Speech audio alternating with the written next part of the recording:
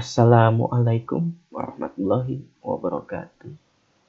Tidak lelah saya untuk memperkenalkan diri. Nama saya Muhammad Habil Rahman dengan NIM 212410103059. Nah, di video kali ini saya mau menjelaskan mengenai basis data, atau lebih jelasnya itu implementasi IRD ke DBMS. Dalam hal ini DBMS yang kita gunakan adalah Postgre ya. Langsung saja kita ke soalnya. Nah, di sini ada soal ya, soal IRD. Jadi soalnya adalah kita merubah IRD ini ke bentuk, bukan ke bentuk, ke ininya apa? Ke DMS, mengaplikasikan ke DBMS ya. Nah, bagaimana nih caranya? Langkah pertama yang perlu kita lakukan yaitu kita perlu menentukan entitas atau tabel yang dapat berdiri sendiri. Cirinya itu dia tidak memiliki sisi menu di tabel tersebut. Nih, jadi di sini ada jenis barang kan. Nah, di jenis barang ini dia tidak memiliki sisi menu, dia hanya memiliki sisi one. Nah, dapat dipastikan si jenis barang ini berdiri sendiri, bisa berdiri sendiri. Kita lihat selanjutnya di sini ada lab. Di lab tuh, kalau kalian perhatikan di sini dia tidak memiliki sisi menu. Jadi lab ini dapat berdiri sendiri. Di sini dosen sama, dia tidak memiliki sisi menu di entitasnya, dia dapat berdiri sendiri. Kemudian di sini ada UKM, dia tidak memiliki sisi menu di entitasnya, berarti dapat berdiri sendiri. Oke, berarti langkah pertamanya udah ya, berarti menentukan tabel yang dapat berdiri sendiri. Nah, kita buat nih tabelnya. Di sini ada create table. Create table itu artinya membuat tabel. Tabel apa? Kita yang buat namanya tabel jenis barang. Ini atribut-atributnya. Jenis barang apa? Nama atributnya apa? Small serial. Small serial itu berarti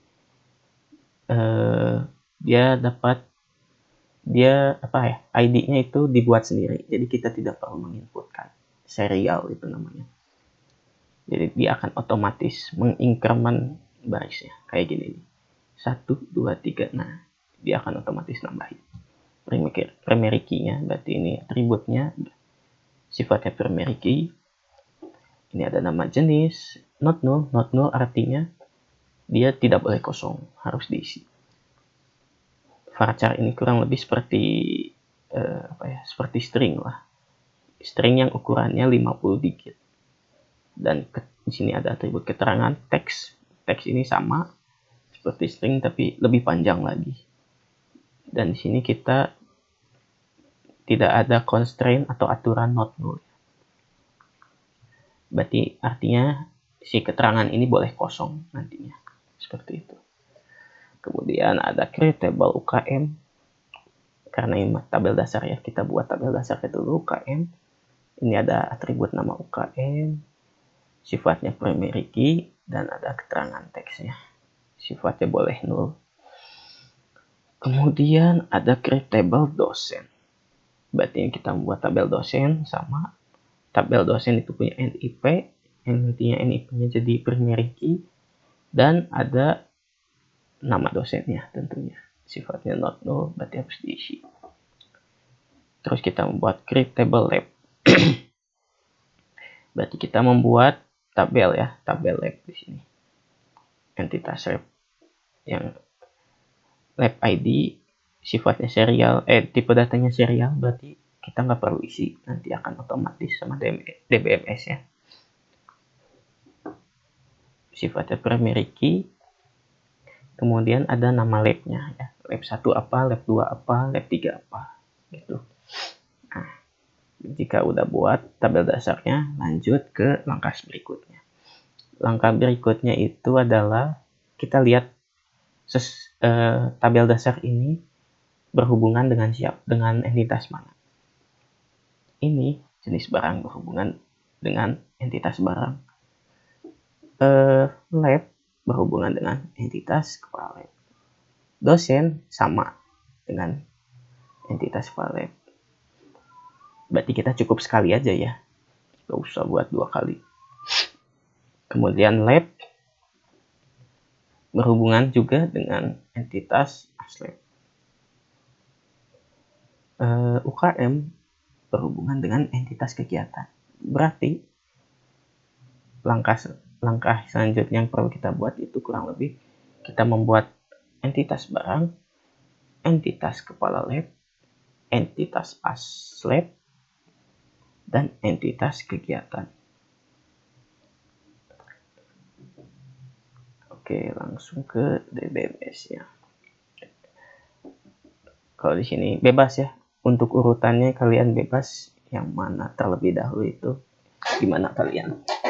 Kalau di sini saya barang dulu. Klik tabel barang. Nah, di sini ada nomor seri ya. Nomor seri yang dijadiin primary key di tabelnya. Nama barangnya juga apa? Kemudian di sini tuh kalau kalian lihat di sini jenis barang ini. Ini adalah foreign key dari tabel jenis barang. Cara mereferensinya itu seperti ini. Constraint berarti aturan yang akan kita buat yaitu FK jenis barang, foreign key jenis barang. Ini bebas kalian namanya apa. Tapi saya namakan FK jenis barang. Nah, foreign key ini berarti dia akan memasukkan ke atribut ini. Jadi nilainya kalau atribut ini bernama X, berarti di sini juga harus X gitu. Atau ya kayak seperti ini. Referensinya dari mana? Referensinya itu dari tabel jenis barang yang direferensinya adalah ini. Kolom ID ya. Kolom ID-nya kita rujuk atau kita mereferensinya dari kolom ini. Nanti nilai ini akan masuk ke sini. Gitu, seperti itu. Kemudian sama ini ada kita membuat entitas kepala lab kan. Di kepala lab itu ada ID, tanggal mulai date-nya, tanggal selesainya, dan status jabatannya itu ya, atau status apanya, status jabatannya aktif atau enggak aktif. Nah, ini aturan-aturannya, not null, ini aturannya berarti primary key, kolom ini harus primary, kolom ini not null berarti nggak boleh kosong. Kemudian ini ada foreign key-nya ya.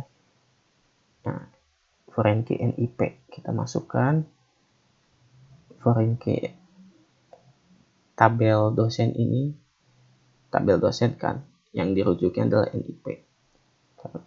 Dan masukkan ke atribut di dalam kepala lab. Kepala lab kebetulan sama nama atributnya NIP. Kalau NIPX berarti bisa kita nih, misalnya NIPX, isi NIPX juga bisa seperti itu.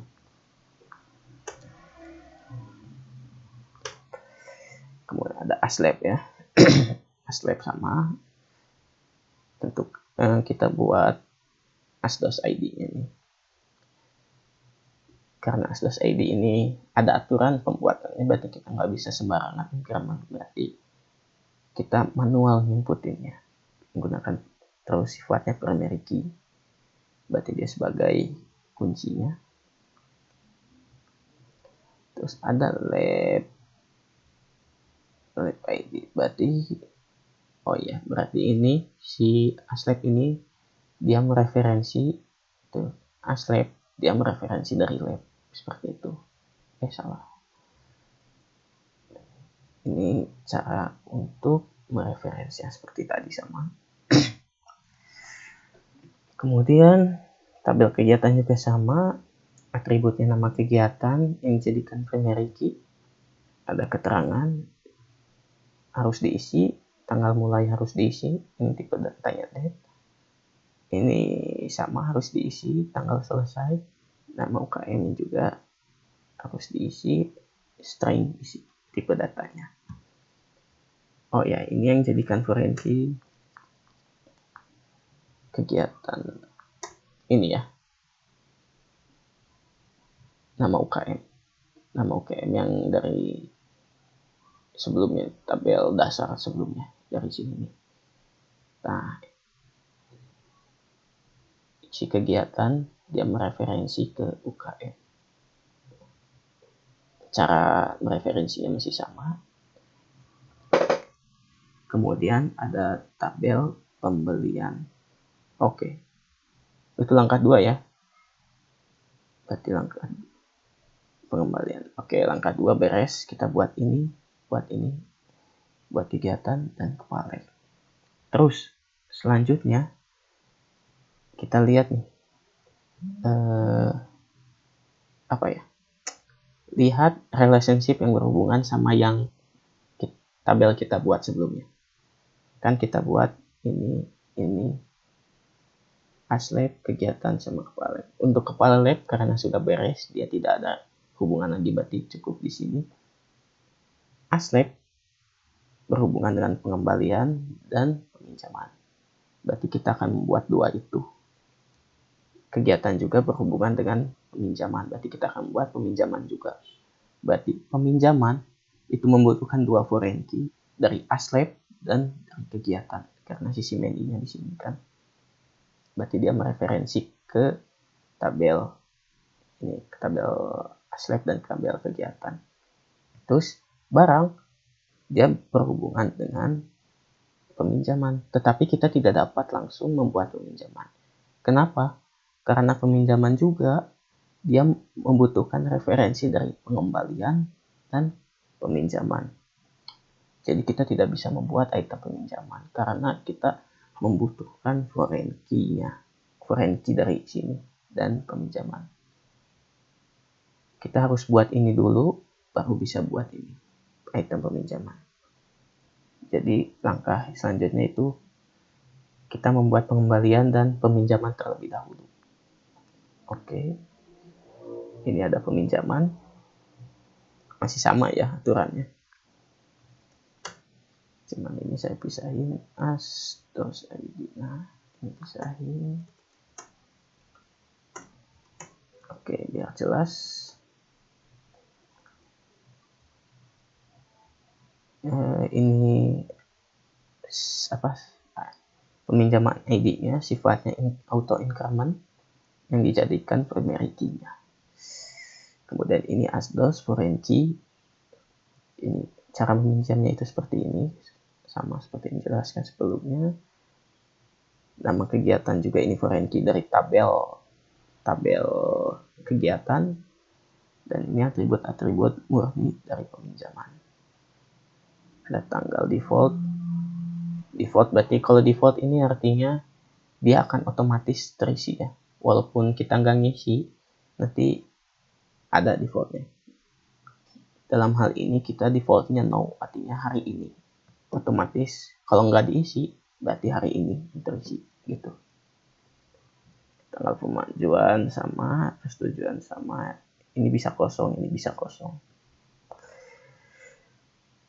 Peminjaman sama pengembalian ya. Oke, berarti udah beres. Kalau udah beres buat tabel ini, kita bisa buat tabel yang terakhir, yaitu tabel item peminjaman. Karena barang, pengembalian, dan peminjaman sudah dibuat, sudah di-create. Mana?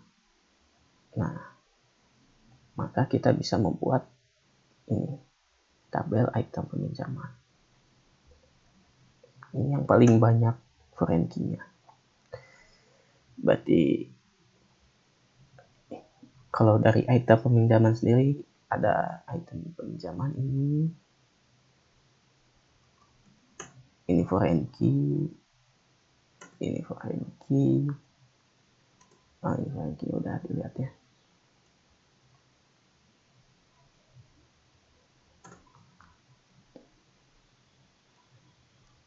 selain itu juga kalian lihat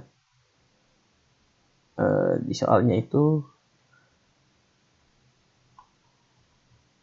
apa ini, soalnya adalah kombinasikan primary key, foreign key, primary key-nya jadi ada dua ya, komposit sifatnya. Dari dibentuknya itu dari foreign key dan ID. Itu berarti di sini ada ID-nya jadi primary key. Ini ada apa, barang ya, foreign key barang. Ini ada foreign key pengembalian dari tabel pengembalian, sama ada foreign key peminjaman. Unik ini artinya nggak boleh ada input, nggak boleh ada nilai yang sama. Kalau unik ini pengembalian sifatnya beda semua nanti. Kemudian ini ada atributnya, atribut-atributnya, dan ini ada cara mereferensinya sama kayak tadi ya kurang lebih. Itu ada constraint FK foreign key, ini pengambilan, nanti dimasukin, berarti dia mereferensi dari ini dan memasukkan ke atribut ini. Ada 3, 1 barang, nomor seri barang, pengembalian, dan peminjaman. Berarti dia 3 foreign key. Tepatkan sama kayak di soalnya. Many-nya ada 3, foreign key-nya ada 3. Gitu. Dan karena ini primary key-nya disuruh dibentuk komposit atau banyak, nah gini caranya. Tinggal pakai koma aja ya. Kalau butuh 2 berarti tinggal pakai koma. ID 1 foreign apa yang atribut mana yang mau jadiin primary, udah tinggal tulis. Kalau 3 berarti tinggal koma apa gitu, atribut apa, kayak seperti itu. Tapi kita cuma butuh 2 di sini, cukup 2 atribut saja yang jadikan primary key. Dan ini ada cara memasukkan nilainya atau menambahkan instance, bahkan barisnya. Pakai kata insert to, tabel mana yang mau ditambahkan. Oh iya, untuk menambahkan sama aturan kayak tadi, berarti mana? Nah, untuk menambahkannya kalian harus dari sini list barang, lab, dosen ke kegiatan, ke UKM. Baru lanjut ke tahap kedua, yaitu barang, lab, aslab, dan kegiatan. Sama seperti tadi urutannya ya. Berarti ini kita membuat dari tabel dasarnya. Value-nya masukin, nama jenis, pakai tanda kutip karena ini varchar, keterangan kalau ini varchar. Sama ini juga kalau bisa caranya. Dan utilities, ini nama jenisnya, ini keterangannya, yang ini kosong. Terus untuk menampilkannya kita blok di sini, select, kemudian execute, maka nanti akan ditampilkan tabelnya. Tuh, jenis, nama, keterangan. Sama untuk dosen juga, NIP, karena di dosen itu yang perlu diisi adalah atribut NIP dan nama. Ya udah, berarti kita di sini NIP nama yang mau diisinya. Ini cara mengisi. Ini isinya adalah ini NIP-nya, ini namanya. Jangan lupa koma. Kalau kita tampilkan, nah ini ada namanya. Ini NIP, ini namanya. Sama ini juga lab. Terus masukkan. Udah di-execute, tampilkan pakai select. Nah, nanti kelihatan di sini. Oh, ini kedouble ya. Ini kedouble. Tapi ini kurang lebih kayak gini tampilannya. Sama, dan selanjutnya juga sama seperti itu. Kita perlu berurutan untuk mengisinya dari tabel dasar sampai ke tabel akhir itu. Terus untuk membangun membangun diagramnya gitu, atau apanya, IRD-nya itu bisa klik kanan database yang kita buat, pencet generate ID. Terus di sini kita bisa lihat generate ID itu berarti tabel yang mana ya? Nah, ini kalau sudah dibuat nanti akan seperti ini. Kalau sudah di generate, kalau kalian lihat ini peminjaman ada 3 menu ya, 1, 2, 3, sama di sini juga peminjaman. Item peminjaman 3 menu, 1, 2, 3 tuh. Kalian bisa hitung menunya. Kalau di kepala lab ada 2 menu, 1, 2. Kita lihat kepala lab mana? Kepala lab. Nah, ini kepala lab 2 menu. Terus kalau di sini bagaimana? Peminjaman 2 menu sama 1 one. Kita lihat ya. Peminjaman 2 menu 1 one tuh. Berarti sudah benar ini. Kalau kalian cek lagi, ini sudah benar tabelnya. Nah, itu adalah database yang pertama. Terus contoh yang kedua, yaitu ada yang agak lebih simpel, yaitu sewa mobil. Ini saya sudah buat ya. Nah, salah, mana?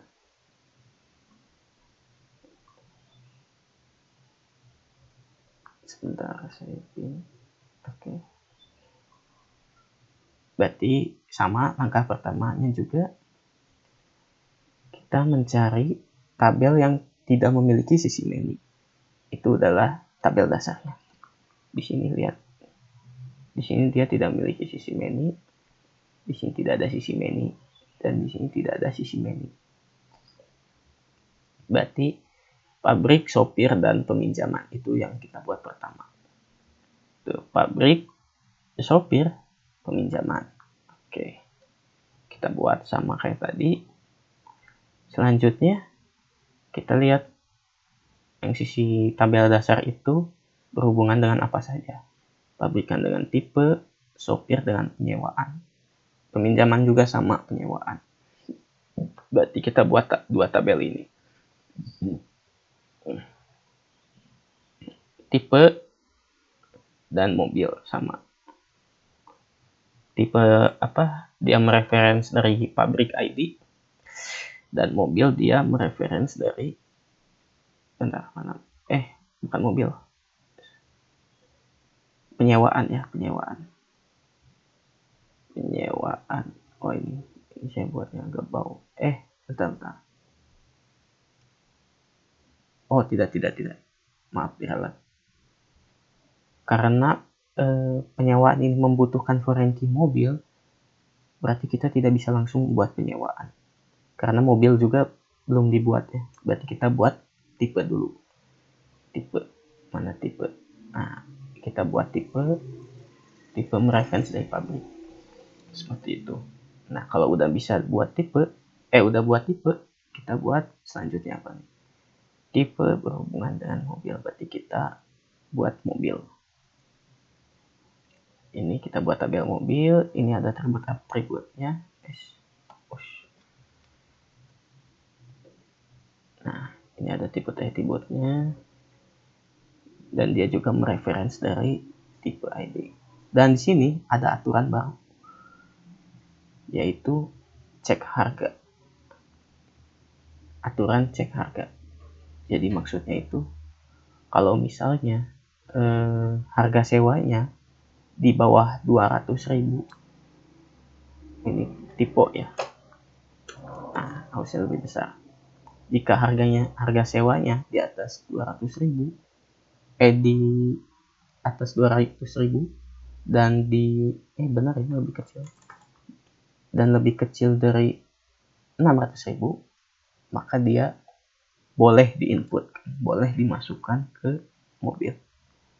Semisal kalau harga sewanya itu adalah 150.000, berarti dia tidak memenuhi ini. berarti tidak akan boleh diinputkan nantinya datanya. Begitu juga kalau harga inputnya harga sewanya itu di atas 600.000 atau harga sewanya misalkan 700.000, nah dia juga tidak boleh diinputkan ke tabel ini. Inilah gunanya buat check in aturan tambahan dalam penginputan. Kemudian jika sudah, nah di sini ada penyewaan. Kan ini udah buat ya, berarti sopir, mobil, dan peminjaman udah dibuat tabelnya. Berarti yang terakhir kita buat adalah tabel penyewaan. Penyewaan ini atributnya ada ini ya. Penyewaan, tanggal pengembalian, nggak boleh kosong. Hari sewa, sifatnya ini default no. Berarti kalau nggak diisi, ya otomatis diisi sama hari sekarang.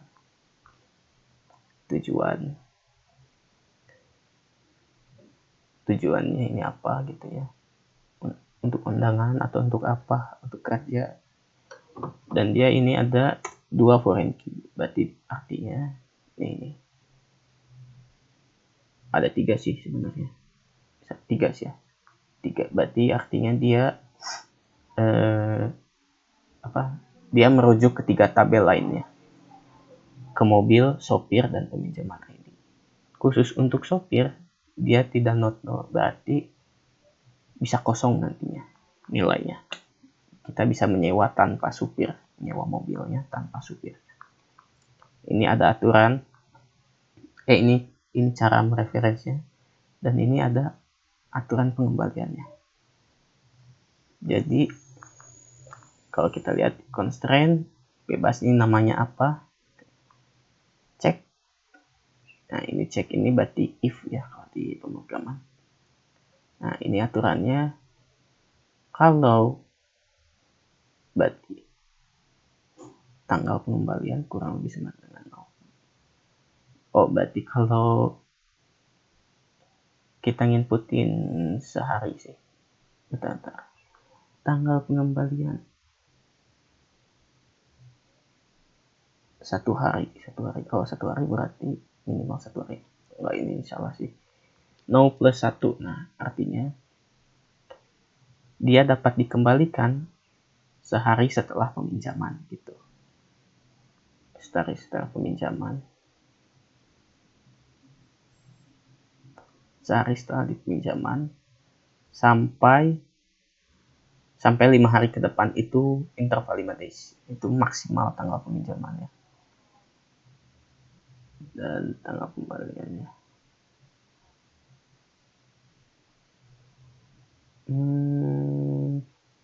Oh enggak. Seperti ini. Tanggal pengembaliannya itu artinya 5 hari dari sekarang, hari ini ditambah 5 hari ke depan, itu tanggal pengembaliannya. Atau N berarti dan tanggal pengembaliannya itu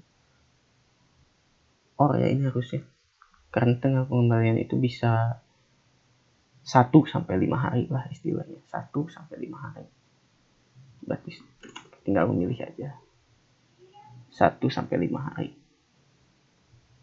Berarti kalau 0 hari gak bisa, lebih dari 6 hari juga gak bisa, itu maksudnya. Nah ini now itu hari ini ditambah 1. Ini harusnya tambah 1 ya. Tanggal pengembalian plus 1 pakai sama dengan. Oke. Nah kalau udah, ini ada cara memasukkan. Cara memasukkannya sama kayak sebelumnya ya. Atribut apa yang mau dimasukkan. Nah ini nilai-nilainya. Ini juga sama. Atribut apa yang mau dimasukkan, atribut sopir, alamat, nomor telepon, tarif harian. Nanti tinggal dimasukkan saja. Aset, ini atributnya. atribut alamat, atribut nomor telepon, atribut tarif harian ya.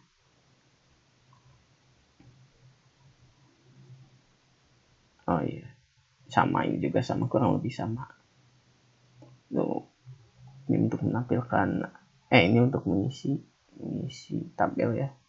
Atributnya nama, tipe, keterangan, public ID. Nama tipenya, ini keterangannya, ini public ID-nya. Ini juga sama kurang lebih yang mobil.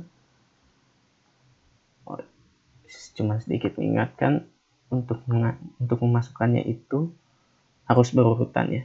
Dari sini nih, kalau dibuat, nah, dari peminjaman terlebih dahulu, sopir, pabrikan. Urutannya sama seperti kita membuat tabel. Nanti ke tipe, udah tipe ke mobil, isi mobil, terus isi penyewaan. Seperti itu. Ini ada cara untuk menampilkannya ya. Tuh, kalau kita pencet tuh, kita bisa melihat isinya, isi tabel, masing-masing tabel. Tuh. Select bintang itu artinya select semua dari tabel sopir, tabel peminjaman. Seperti itu.